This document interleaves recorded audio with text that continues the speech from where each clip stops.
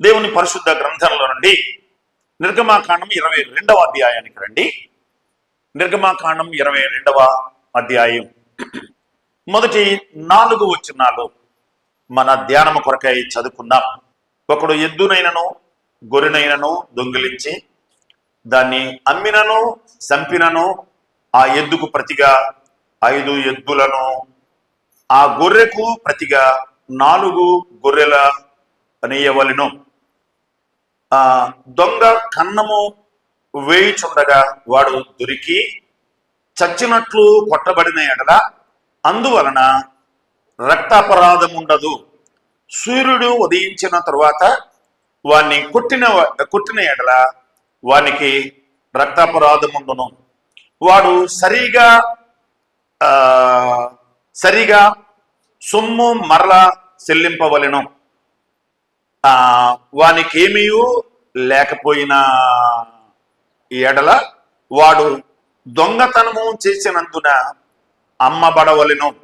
వాడు దొంగిలినది ఎద్దైనను గాడిదైనను గొర్రెైనను సరే, అది ప్రాణముతో వాని యొద్ద దొరికిన ఎడల 2 అంతలు చెల్లింపవలెను. మొదటి మాట చూడండి. మొదటి వచనం ఏమన్నాడు? 22వ అధ్యాయం మొదటి వచనం, ఒకడు ఎద్దునైనను గొర్రెనైనను దొంగిలించి దాన్ని అమ్మినను చంపినను ఆ ఎద్దుకు ప్రతిగా 5 ఎద్దులను, ఆ గొర్రెకు ప్రతిగా 4 గొర్రెలను ఇయ్యవలెను అని వ్రాయబడింది. ఈ ఎక్కువగా మనం అన్ని వచనాల పైన మనసు పెట్టలేం, కానీ ఒక మాట చూడండి. దొంగిలించి, దొంగతనము, దొంగ అనే పదాలు ఉన్నాయి చూడండి. మొదటి వచనంలో మీరు తేటగా ఆ మాటలో చూడండి. దొంగిలించుట, దొంగతనము, దొంగ అనేటువంటి పదాలు చూడండి. మొదటి వచనంలో, 2వ వచనంలో, 3వ వచనంలో, 4వ వచనంలో, 7వ వచనంలో, 8వ వచనంలో, 12వ వచనంలో ఉంటాయి. ఎక్కువగా దొంగతనము ఇది ఎద్దుని కావచ్చు, గొర్రెను కావచ్చు, అదే సమయంలో గాడిదను కావచ్చు. అర్థం చేసుకోవాల్సిన విషయం ఏమిటంటే, దొంగతనము అనేటువంటిది మనం చూసినట్లయితే దేవుని పరిశుద్ధ గ్రంథంలో ఆయన చాలా తేటగా 10 ఆజ్ఞల్లో కూడా ఒక మాట చెప్పాడు. దొంగతనం గురించి 20వ అధ్యాయానికి రండి. నిర్గమాకాండం 20వ అధ్యాయం 15వ వచనం చూస్తారా? నిర్గమాకాండం 20వ అధ్యాయం 15వ వచనం, దొంగలకూడదు అని చెప్పాడు. ఇది దేవుడు సినాయి కొండ మీద మోషేకి ఇచ్చిన ఆజ్ఞలలో ఒక ఆజ్ఞ. చెప్పండి, మీరు దొంగలించకూడదు, మీరు దొంగతనము చేయకూడదు అనేటువంటి పదాలు చెప్పొచ్చారు. అంచెతో ప్రియులారా, సోదరులారా, ఇది యేసు ప్రభు లేక పరలోకపు తండ్రి అయిన దేవుడు మోషేకు సినాయి కొండ మీద ఇచ్చిన 10 ఆజ్ఞలలో ఒక ఆజ్ఞ ఏది చెప్పండి? దొంగతనము చేయకూడదు అనేటువంటి పదాన్ని చెప్పాడు. దొంగతనము అంటే గుర్తుపెట్టుకోండి, తనది కానిది. చెప్పండి, దొంగతనం అంటే దీని అర్థం ఏంటి? దొంగతనం అంటే దీని అర్థం ఏంటి? తనది కాని ఎద్దు గాని, తనది కాని గొర్రె గాని, తనది కాని గాడిద గాని, తనది కాని ఏ వస్తువు అయినా, తనది కానిది చెప్పండి ఏమన్నాడు? తీసుకువెళ్ళిపోయినటువంటి వ్యక్తిని దొంగతనము అనేది మనం పరిశుద్ధ గ్రంథంలో లేఖన భాగంలో యెహోషువ గ్రంథం 7వ అధ్యాయం 11 నుంచి 18 వచనాల్లో ఏం రాయబడింది? ఒక మాట చూడండి. 16వ వచనం, కాబట్టి యెహోషువ ఉదయమును లేచి ఇశ్రాయేలు వారి గోత్రముల వరుసను బట్టి దగ్గరకు రప్పించినప్పుడు యోధా గోత్రము చెప్పండి పట్టబడెను అని చూస్తాం. యోధా గోత్రము పట్టబడెను. గుర్తుపెట్టుకున్నారా? ఈ ఆకాను అనేటువంటి వాడు ఏ గోత్రానికి చెందినవాడు అంటే యోధా గోత్రానికి చెందినటువంటి వాడు. యోధ అంటే అర్థం ఏమిటి? స్తుతి. స్తుతించవలసినటువంటి గోత్రములో ఒక దొంగతనము, స్తుతించవలసినటువంటి గోత్రములు.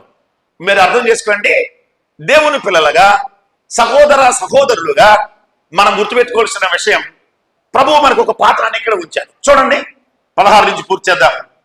కాబట్టి యెహోషువ ఉదయమున లేచి ఇశ్రాయేలు వారి గోత్రముల వరుసను బట్టి దగ్గరకు రప్పించినప్పుడు యోధా గోత్రము పట్టబడిన 17 వచనం. యోధా వంశము దగ్గరకు రప్పించినప్పుడు జరహీల వంశం పట్టబడిన జరహీల వంశము దగ్గరికి రప్పించినప్పుడు జబ్ది పట్టబడిన అతడును అతని ఇంటి పురుషుల వరుసను దగ్గరికి రప్పించినప్పుడు యోధా గోత్రములోని జరహోమును మనమడును జబ్ది మనమడును కర్మీ కుమారుడునైన ఆకాను పట్టబడిను అని చెప్పాడు. గుర్తుపెట్టుకున్నారా? ఆకాను పట్టబడిను అని చెప్పాడు. పైనుండి వరుసగా ఒక్కొక్క గోత్రాన్ని రప్పిస్తున్నప్పుడు గుర్తుపెట్టుకోండి, ఈ పట్టబడిన వారు అప్పటి వరకు కాకుండా ముందుగానే ప్రభు మమ్మను క్షమించు, దేవుడా మమ్మను క్షమించని దేవుడికి చెప్పి మధ్యవర్తిగా ఉన్నటువంటి యెహోషువకు ఈ సంగతి తన దగ్గర తీసుకుని వచ్చి ఉంటే బాగుండిపోయాయి. ఆలోచన చేయండి, లోపాలు ఒకవేళ అనుకోకుండా జరిగితే ఆయన పాదాల దగ్గరికి వచ్చి పట్టుకుంటే నెమ్మది దొరుకుండేది, శాంతి దొరుకుండేది, సమాధానం దొరుకుండేది, పోగొట్టుకున్నటువంటి మహిమను తిరిగిచ్చే ఉండేవాడు. కానీ వరుసగా ప్రతి గోత్రాన్ని దగ్గరకు తీసుకుని వస్తున్నప్పుడు అందరూ కాముగా ఉన్నారు. కానీ చివరికి చెప్పండి, యోధా గోత్రములోని చెప్పండి ఆకాను ఏం చేయబడ్డాడు? పట్టబడిను అని చెప్పాడు. పట్టబడినప్పుడే వారు కొట్టబడతారు. మీరు ఎప్పుడైనా గమనించండి, దొంగతనము చేత పట్టబడితే వారు ఏం చేయబడతారు? చెప్పండి, ఏం చేయబడతారు? వారు కొట్టబడతారు. నాడైనంతే నేడైనంతే, ప్రభువు కూడా అంతే. మీరు గుర్తుపెట్టుకోండి, ఏ విషయాల్లో మనము దేవుని సన్నిధిలో మన లోపాలు ఆయన గుర్తిస్తాడో ఆ విషయాల్లో మనం సరి చేసుకోకపోతే ఖచ్చితంగా ఆయన కూడా కొడతాడు. ఈ విషయాన్ని గుర్తించాలి. మనం ఎన్నో అనుభవాలు ఇలాంటివి మనం ఎరుగుదాం. అందుచేత ప్రియులారా, ఈ ఆకాను పట్టబడ్డాడు. ఆ తర్వాత ఆ కుటుంబాన్ని ఇశ్రాయేలు గోత్రముల వారు కొట్టి చంపినట్టు లేఖనాల్లో చూస్తాం. అందుచేతనే నిర్గమకాండంలో 22వ అధ్యాయంలో ఒకవేళ వాడు సావుగొట్టకపోతే అనేది చెప్పాడు, ఒకవేళ చనిపోతే ఏంటి, ఈ విషయాలు కూడా చెప్పాడు. అందుచేత అక్కడ ఉదయము లేక ఈ పదాలు జ్ఞాపకం చేసుకుంటూ వచ్చాడు. అందుచేత ప్రియులారా, మరి నిర్గమకాండం 22వ అధ్యాయంలో దొంగతనము అనేటువంటిది అది రెండవదిగా దేవుని పరిశుద్ధ గ్రంథంలో నుండి యెహోషువ లేకపోతే లూకా సువార్తలో 10వ అధ్యాయంలో 30వ వచనంలో ఏమని వ్రాయబడింది? లూకా సువార్త 10వ అధ్యాయం 30వ వచనంలో ఏమని వ్రాయబడింది అంటే ఏమన్నాడు? మన ప్రభు అయిన యేసుక్రీస్తు వారు మాట్లాడుతూ ఆయన ఎలా చెప్పారు? ఏమన్నారు? ఒక మనుషుడు యెరూషలేము నుండి యెరికో పట్టణమునకు దిగి వెళ్ళిపోతున్నాడు, దొంగల చేతిలో చిక్కెను అని గమనిస్తున్నాం. అంచేతో ప్రియులారా, సోదరి సోదరులారా, గమనించారా? దొంగల చేతుల్లో చిక్కెను అనే మాట చూస్తున్నాం. అంచేత దేవుని పరిశుద్ధ గ్రంథంలో ఎంత స్పష్టంగా ఈ మాట రాయబడిందో చూసారా? ఆ మార్గంలో మనం చూస్తాం. లూకా సువార్తలో ఒక మనుషుడు యెరూషలేము నుండి, అంటే యెరూషలేము అంటే సంఘానికి గుర్తుపెట్టుకోండి. సంఘానికి గుర్తు. ఆదిమ సంఘం కూడుకున్నది ఎక్కడ? మీరే చెప్పండి. యెరూషలేములో. సంఘము హింసించబడింది ఎక్కడ? యెరూషలేములో. అద్భుతాలు చేసింది. ఆలోచన చేయండి, ఆదిమ సంఘంలో దేవుడు ఎన్నో అద్భుతాలు చేసుకుంటూ వచ్చాడు. అందుచేత యెరూషలేములో సంఘ స్థాపన, యెరూషలేములో పరిశుద్ధాత్మ ప్రవేశం, యెరూషలేములో గుర్తుపెట్టుకున్నారా? 120 మంది మేడగదిలో కూర్చున్నప్పుడు పరిశుద్ధాత్ముడు ప్రత్యక్షమైన ఏర్పాట్లు ఆదిమ సంఘంలో మనం చూస్తాం. రైట్? ఇలాంటి సంఘ చరిత్ర కలిగినటువంటి యెరూషలేము నుండి యెరికో పట్టణానికి ఏం చేస్తున్నాడు? దిగి వెళ్ళిపోతున్నాడు. ఇప్పుడు చెప్పండి, దొంగల చేతిలో అతడు చిక్కెను అని చదువుకున్నాం. అంచేత ప్రియులారా, సోదరి సోదరులారా, దిగి వెళ్ళిపోతే మన ఆత్మీయ జీవితంలో దెబ్బలు తింటాం, వాస్తవానికి మనం గమనించి దిగి వెళ్ళిపోతే ఆధ్యాత్మికంగా దిగి వెళ్ళిపోకూడదు అని గమనిస్తాం. కనుక యెరూషలేము నుండి యెరికో పట్టణంలోకి దిగి వెళ్ళిపోతున్నవాడు ఎక్కడ చిక్కుకున్నాడు? దొంగల చేతుల్లో చిక్కాడు అని గమనిస్తాం. అంచేత పిల్లరా, దొంగతనము లేక దొంగతనము చేసేవారు అనేటువంటిది దేవుని పరిశుద్ధ గ్రంథంలో మనము జ్ఞాపకం చేసుకుంటాం. మరొక మాట, మూడవదిగా ఈ దొంగతనం గురించి మరొక మాట ఏం చెప్పాడు అంటే, సమూయేలు మొదటి గ్రంథం 23వ అధ్యాయం. సమూయేలు మొదటి గ్రంథం 23వ అధ్యాయం మొదటి నుండి చదువుదాం. 23వ అధ్యాయం మొదటి నుండి. సమూయేలు మొదటి గ్రంథం 23వ అధ్యాయం మొదటి నుంచి. తరువాత ఫిలిష్తీయులు కేయిలా మీద యుద్ధము చేసి కళ్ళం మీద ధాన్యమును దోసుకునుచున్నారని దావీదునకు వినబడెను. ఇక్కడ మొదటి వచనంలో ఒక శ్రేష్టమైన మాట మనం ఇలా గమనిస్తాం. ఇక్కడ ఫిలిష్తీయులు ఉన్నారు, అంతేకాదు కేయిలా వారు ఉన్నారు. అలాగైతే ఫిలిష్తీయులు చెప్పండి కేయిలా మీద యుద్ధం చేసి కళ్ళం మీద ధాన్యమును దోసుకునుచున్నారని దావీదునకు వినబడెను.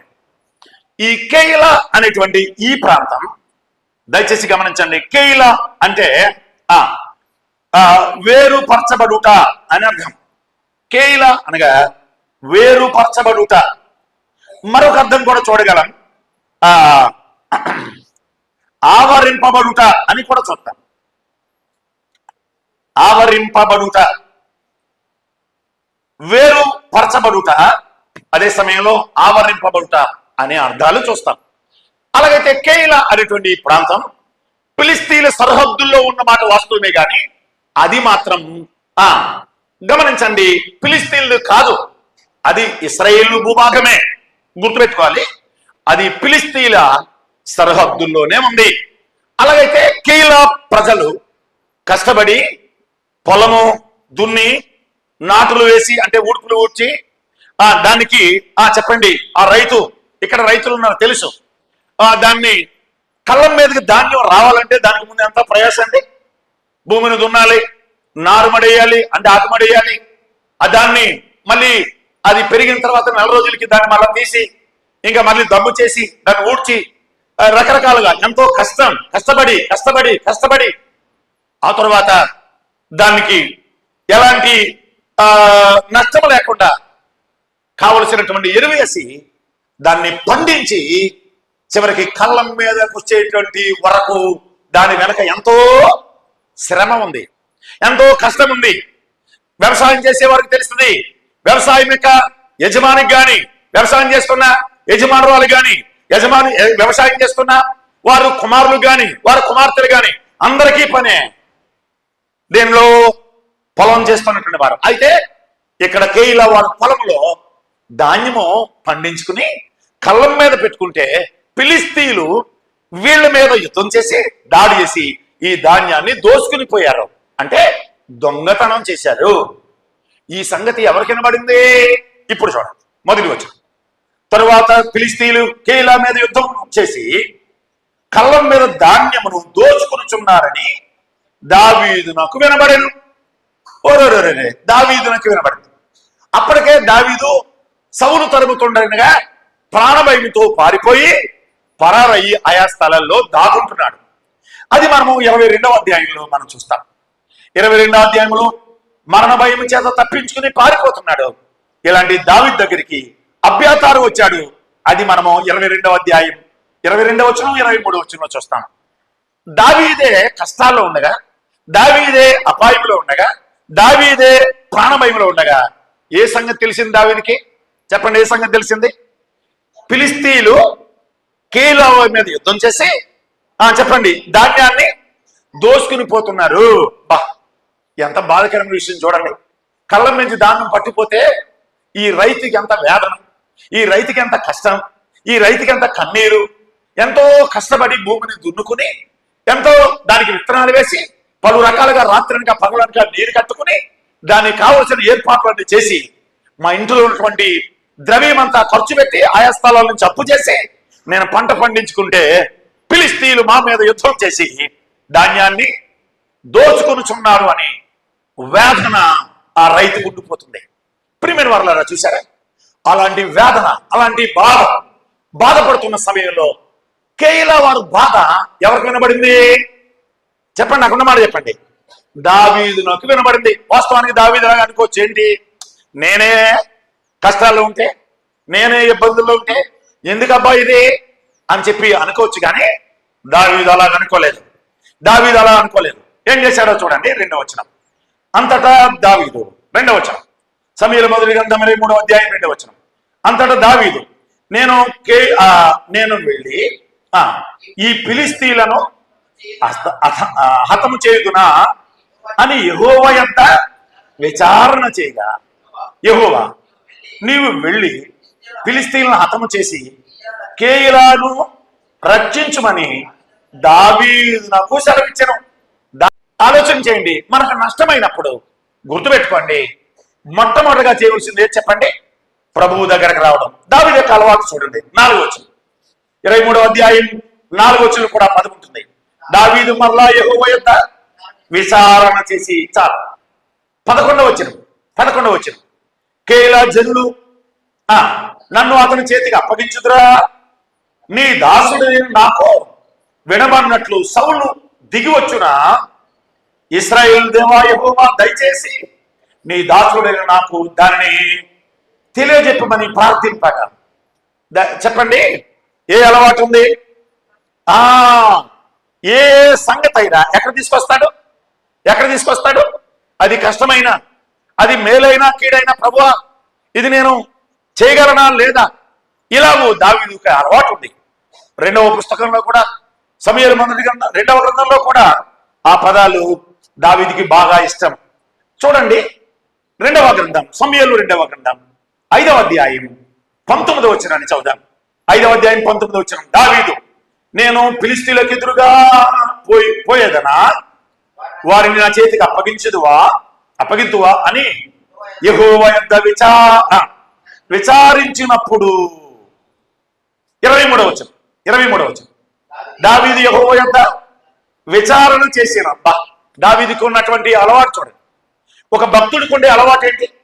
ఒక విశ్వాసకు ఉండే అలవాటు ఏంటి? కొత్త నిబంధన ప్రకారం కూడా చూడండి. అపోస్తలుడైన పౌలు ఫిలిప్పీయులకు రాసిన పత్రిక 4వ అధ్యాయం చూస్తారా? 4వ అధ్యాయం 6వ వచనం, దేనిని గూర్చియు చింతపడకుడి గాని ప్రతి విషయములోనూ ప్రార్థన విజ్ఞాపనల చేత కృతజ్ఞతాపూర్వకముగా మీ విన్నపములు దేవునికి తెలియచేయండి. ఇది భక్తుల యొక్క అలవాటు. భక్తుల యొక్క చూడండి విధి విధానాలు ఎలాగున్నాయో చూసారా? కొత్త నిబంధనలో వెలుగులో పౌలు రాస్తున్నాడు, దేని గురించి చింతపడకండి, అది మేలైనా కీడైనా, అది మీకు నష్టం కలిగించేదైనా, మిమ్మల్ని నిందించేదైనా, మీకు ఇబ్బంది కలిగించేదైనా, మీరు కృతజ్ఞతాపూర్వకంగా మీ విన్నపములు ఎవరికి తెలియచేయండి? దేవునికి తెలియచేయండి. నిజమే, పిడిమైన సోదరి సోదరులను దావీదు అదే చేస్తున్నాడు. దేవా, నేను కేయిలాను రక్షించగలనా? ఫిలిష్తీయులతో యుద్ధం చేయొచ్చా? నేను వెళ్ళొచ్చా వెళ్ళకూడదా? నన్ను వెళ్ళమంటావా వద్దంటావని దేవుణ్ణి అడుగుతున్నటువంటి దావీదును మనం చూస్తాం. కొత్త నిబంధనలో పౌలు మీ విన్నపములు దేవునికి తెలియచేయండి అని చెప్పాడు. అందుచేత సహోదరులు ఈ అలవాటు చేసుకోవాలి, దేవునికి చెప్పుట. ఈ నష్టం ప్రభువా నీవే సహాయం చేయాలి, మేమేం చేయమని చెప్పి దేవునికి చెప్పడం, అదే దావీదు చేస్తున్నాడు. సమూయేలు మొదటి గ్రంథానికి రండి. ఇందులో చాలా విషయాలు రాయబడ్డాయి. అయితే అన్ని చెప్పలేను కానీ కొన్ని సంగతులు మాత్రమే మనం చూడగలం. దావీదులాగు దేవునికి ప్రార్థించేసి దేవుడు ఏమన్నాడు? 2వ వచనం మరలా చూస్తారా?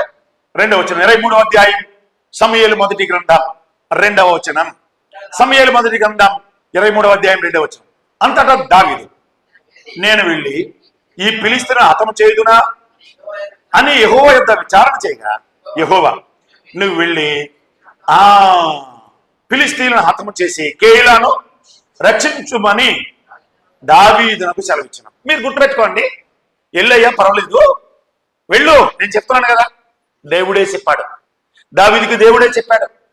అలాగైతే మీరు అర్థం చేసుకోండి, దావీదు తన కోసం కాదు, అన్యాయముగా కేయిలా వారి ధాన్యాన్ని ఫిలిష్తీయులు పట్టుకెళ్ళిపోతున్నారు, వాళ్ళు దొంగతనం చేస్తున్నారు, వీళ్ళు ఏడుస్తున్నారు, వాళ్ళు పట్టుకుపోయారు సంతోషంగా, వీళ్ళు బాధపడుతున్నారు, వీళ్ళు వేదన చెందుతున్నారని ఆ వేదన చూడలేక దావీదు దేవుని దగ్గర విచారం చేస్తే దేవుడు వెళ్ళు ఫిలిష్తీయులను హతం చేసి కేయిలాను రక్షించు, నేను చెప్తానుగా వెళ్ళు అని దేవుడు చెప్పాడు.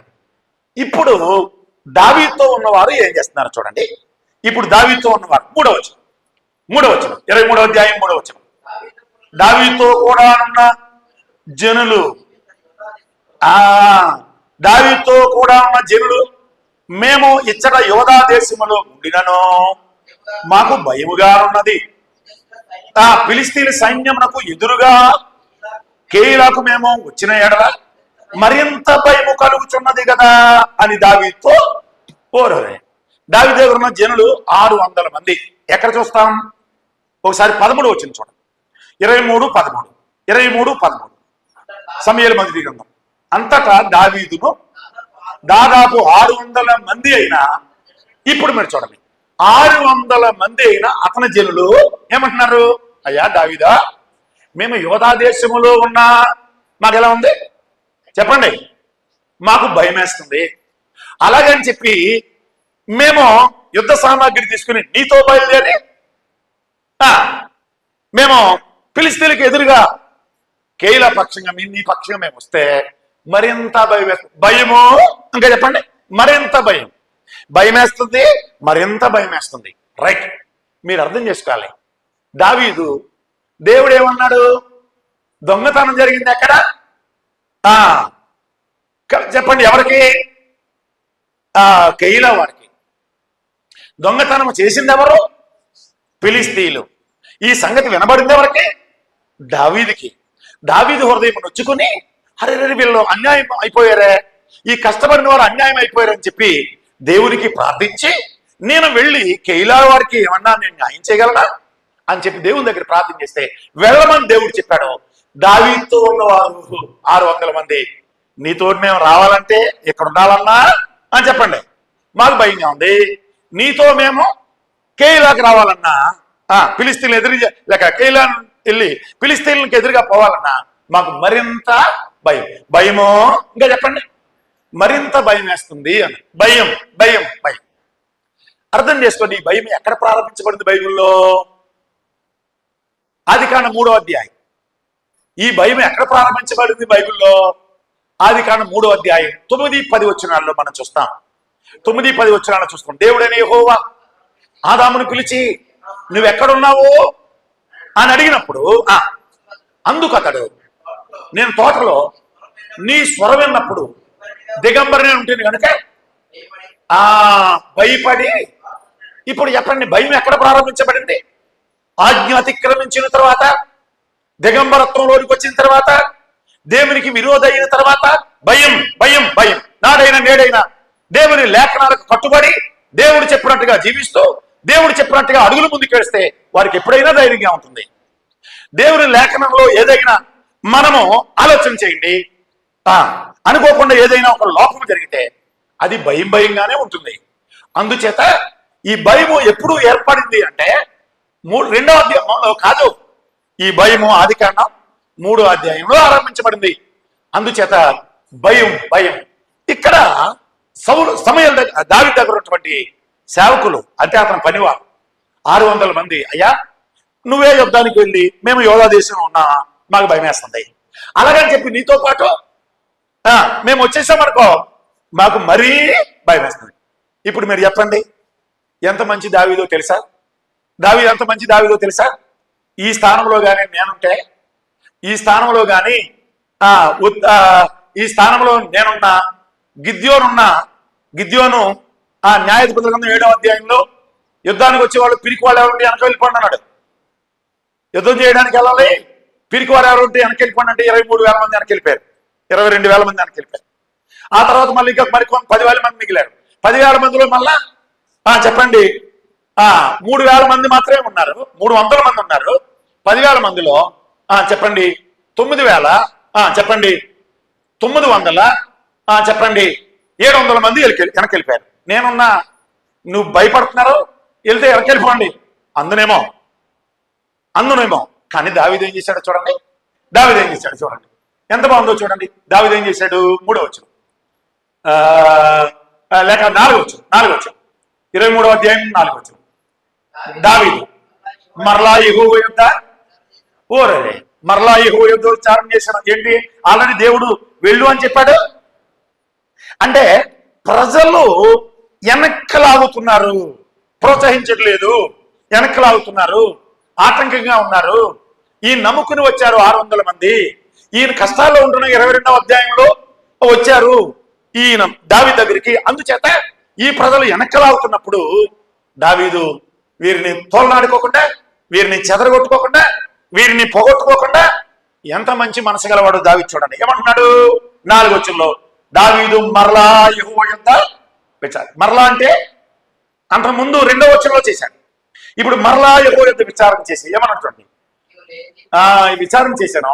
దేవుడు ఏమనంటాడు, నీవు లేచి కేయిలాకు వెళ్ళుము, ఫిలిష్తీయులను నీ చేతికి అప్పగించుదునని యెహోవా సెలవీయగా. దావీదును ఇంకా చెప్పండి, అతని జనులను కేయిలాకు వచ్చి ఫిలిష్తీయులతో యుద్ధము చేసి వారిని లెస్సాగా అని చెప్పండి హతము చేసి వారి పశువులను దోసుకుని వచ్చిరి. ఈలాగున దావీదు కేయిలా కాపురస్తులను రక్షించెను. ఎంత బాగుంది, లెస్సాగా. ఒక మాట మీరు గుర్తుపెట్టండి, వారు జయించారని గమనిస్తున్నాం. దానికి ముందున్న మాట ఏంటో తెలుసా? దానికి ముందున్న మాట తెలుసా? దేవుడు మరలా దావీదు దేవుని దగ్గర విచారణ చేస్తే దేవుడు ఏమనాలి? దేవుడు అయ్యి ఎప్పుడే కదా చెప్పాను, వెళ్ళొచ్చు పర్లేదు అన్నాను, మరలా వెళ్ళమంటావా లేదా అని మరలా అడుగుతున్నావు ఏంటి, మరలా విచారణ చేస్తే అని దేవుడు కూడా అనాలి. కానీ దావీదు కష్టమేంటో, దావీదు బాధ ఏంటో, దావీదుకి ఆ జనులు ఎలాగో భయపెట్టి పిరికితనం కలిగి వెనకలాగుతున్నారనేది ఎవరికి తెలుసు? హృదయాంతరంగాలు తెలిసిన దేవుడికి తెలుసు. అందుకని మరలా మోకరించిన, మరలా అడిగిన, మరలా మోకరిస్తున్నావు ఏంటి, నా మరలా అడుగుతున్నావు ఏంటి అన్నాడు ఆయన. ఇందాక చెప్పాను కదా అన్నాడు ఆయన. మనమైతే ఏమంటాం, నేనైతే ఏమంటాను, చెప్పిన మాట సరిగ్గా వినకపోతే వీళ్ళు ఏమంటానో పరిచారకులను అడగండి, మీకే చెప్తారు, వాళ్ళే చెప్తారు. కనుక దావీదు ఎంత మంచివాడు, దావీదు అంత భక్తి కలిగిన వాడు, దావీదు మనసుని దేవుడు ఇంకెంత గొప్పవాడు. మీరు అర్థం చేసుకోండి. మరలా అడిగితే మరలా అదే మాట చెప్పాడు, వెరసనేం మార్చలేదు. వెళ్ళు కేయిలాను రక్షించావు, కేయిలాను రక్షించి వెళ్ళు దావీదు. చూసారా, ఇంతకీ వీళ్ళు ఎవరంటే ధాన్యపు దొంగలు. వీరెవరు? ఫిలిష్తీయులు ఎవరు? ధాన్యపు దొంగలు. ఆకాను ఎవరు? ఆలోచన చేయండి. సేనారు వస్త్రమును, రెండోది వెండి, అదే సమయంలో బంగారపు కమ్మి అని వ్రాయబడి. కాబట్టి ఆకాను కుటుంబ ప్రియులు, లేక ఆకాను ఆలోచన చేయండి. సేనారు వస్త్రమును, అంతేకాదు బంగారమును వెండిని దొంగిలించిన దొంగలు అని మనం చూస్తాం.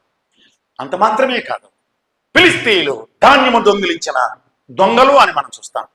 అంతేకాదు ఎరుకో నుండి యెరూషలేము నుండి ఎరుకో దిగి వెళ్ళిపోతున్నటువంటి వాడు దొంగల చేతిలో చిక్కాడు, దెబ్బలు తిన్న, అంటే దొంగలు కొడతారు అనేది గమనిస్తాం.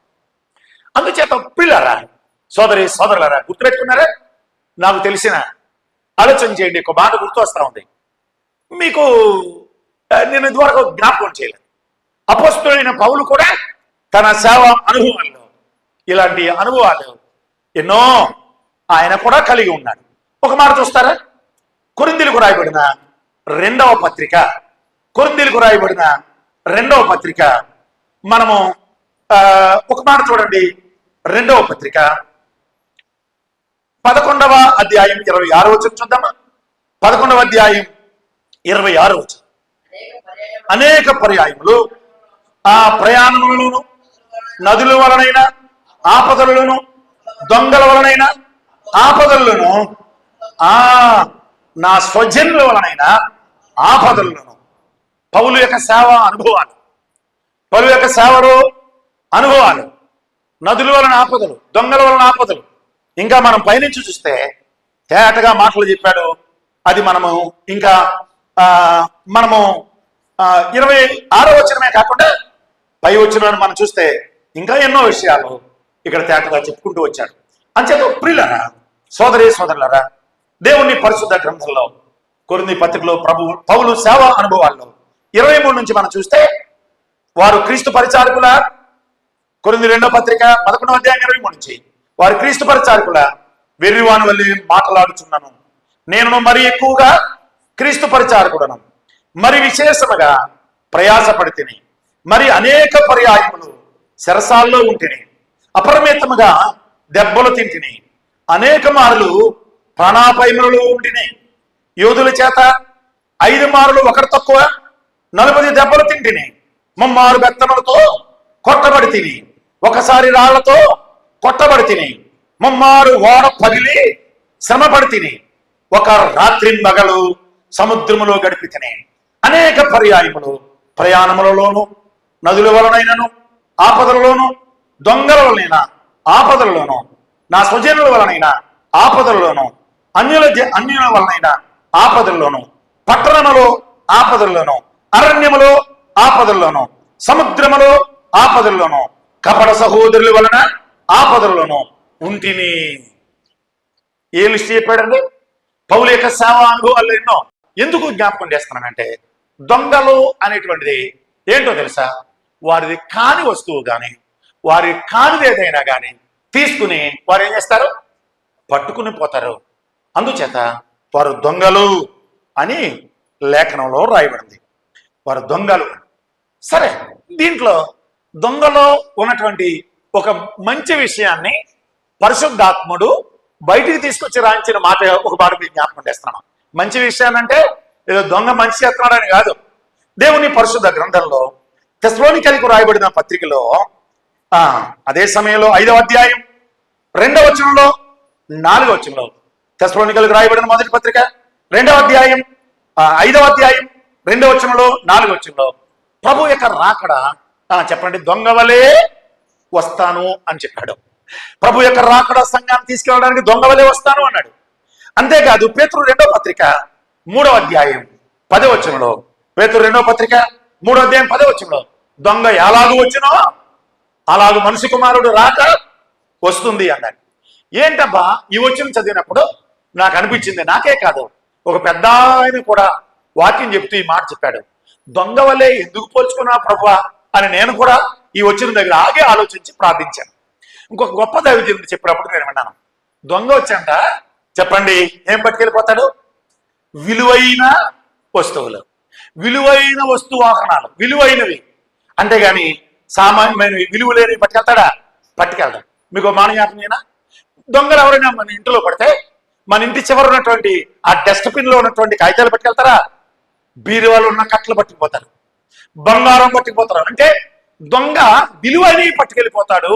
అందుకని పరిశుద్ధాత్ముడు 2వ రాకడ, యేసు ప్రభు 2వ రాకడను దొంగకు పోల్చి మాట్లాడాడు. ఎందుకో తెలుసా? దొంగ వస్తే చెప్పు రాడు, దొంగ వస్తే అకస్మాత్తుగా వస్తాడు, దొంగ వస్తే విలువైనవి పట్టుకెళ్ళిపోతాడు. అట్లయితే ఎఫెసీ పత్రిక 5వ అధ్యాయం ప్రకారం సంఘము ప్రభుకి విలువైనది, సంఘము శ్రేష్టమైనది, అది కలంకమైనను ముడతైనను అట్టిది మరి ఏదైనా లేకుండా ఉండడం కొరకు ప్రభు సంఘాన్ని తీసుకుని వెళ్ళిపోవడానికి రాబోతున్నాడు. అందుచేత శ్రేష్టమైన వస్తువులు దొంగ పట్టుకెళ్ళిపోతున్నట్టుగా శ్రేష్టమైనది భూలోకంలో యేసు ప్రభుకి ఏది చెప్పండి? సంఘం. అందుచేత ఇంకా ఎవరైనా సంఘంలో చేర్చబడలేదా? ఇంకెవరైనా మారు మనసు పొందలేదా? ఇంకా పాపక్షమాపణ పొందలేదా? నీ కొరకై నా కొరకై కలువరి శిలువలో రక్తదారులు కార్చిన క్రీస్తు ప్రభువుని చూడండి. చేతుల్లోంచి రక్తం, పాదంలోంచి రక్తం, తల నుండి రక్తం, దేహమంతా కొరడా దెబ్బలు, గుండెల్లో బలిముతో పడబుట్ట యేసు క్రీస్తు ప్రభు మన అవయవాలు చేసిన పాపముల కొరకై కలువరిలో బలైపోయిన యేసు క్రీస్తు అయితే ఆయన చనిపోయాడు, సమాధించబడ్డాడు, 3వ దినం తిరిగి లేచాడు. అయితే దొంగ వలే ఆయన వస్తున్నాడు. ఎందుకో తెలుసా? విలువైనవి పట్టుకెళ్ళిపోతాడు దొంగ. చెప్పండి, విలువైనట్టుదండి. యేసు ప్రభుకి భూలోకంలో ఏది విలువైంది? మన ఇల్లులు కాదు, అలాగని చెప్పి కట్టుకోవద్దని కాదు, మన బంగారం కాదు, అలాగని చెప్పి కొనుక్కోవద్దని కాదు, మన స్థలాలు కాదు, అలాగని చెప్పి కలిగి ఉండొద్దని కాదు. ఆలోచన చేయండి. విలువైనది ప్రభువుకి కావాల్సిందేంటి? సంఘము, సంఘము, సంఘము. అందుచేత సంఘాన్ని తీసుకుని వెళ్ళిపోవడానికి ప్రభు రాబోతున్నాడు. ఎందుకు ఆ పోలిక వ్యక్తపరిచాడు అంటే ఆలోచన చేయండి. ఆయన ఎప్పుడు వస్తాడో మనం ఎలాంటిగా ఉండాలని దీని భావం. ఆయన ఎప్పుడు రావచ్చు. ఆయన వచ్చేదానికి ముందు సూచనలు జరుగుతాయి అన్నాడు. ఖచ్చితంగా ప్రజెంట్ జరుగుతున్నాయి. జనం మీదకి జనం, రాజ్యం మీదకి రాజ్యం, యుద్ధములు రకరకాలుగా జరుగుతాయని చెప్పాడు. ఇప్పుడు ప్రస్తుతానికి ఆలోచన చేయండి. అమెరికా ఇరాన్ ఇట్లాంటి పరిస్థితులు చూడండి ఏం జరుగుతున్నాయి, యుద్ధాలు జరుగుతున్నాయి. ప్రభువు రాకడికి సూచనలు అని లేఖనాల్లో చెప్పాడు. అందుచేత ప్రభువు రాక సమీపంగా ఉంది, ఆయన ఎప్పుడు వస్తాడో తెలియదు. కాబట్టి అందుకని దొంగను పోల్చి రాశాడు. అందుచేత ఎందుకబ్బా ఇలా రాయించాడు పరిశుద్ధాత్ముడు అని అనిపిస్తుంది. కానీ దొంగలో ఉన్నది ఏంటంటే ఆయన చెప్పరాడు, రెండవది విలువైన పట్టుకుపోతాడు. ఆలోచన చేయండి. కనుక మన ప్రభువు కూడా ఆయన చెప్పరాడు, రెప్పపాటున వస్తాడు, సంఘమును తీసుకుని వెళ్ళిపోతాడు.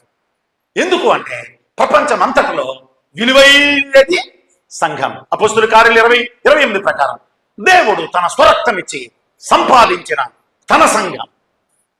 ప్రకటన గ్రంథం 5వ అధ్యాయం 10వ వచనం, ఆయా జనములలో నుండి ఆయన రక్తం ఇచ్చి ప్రతి వ్యక్తిని కొని, కనుక రక్తం ఇచ్చి కొనుక్కున్నవాడు అంతకు మించినటువంటిది విలువైంది మరొకటి లేదు. కాబట్టి ఇంకా ఎవరైనా బాబు ప్రభు నమ్మలేదా, రక్షించబడలేదా, సంఘంలో చేర్చబడలేదా?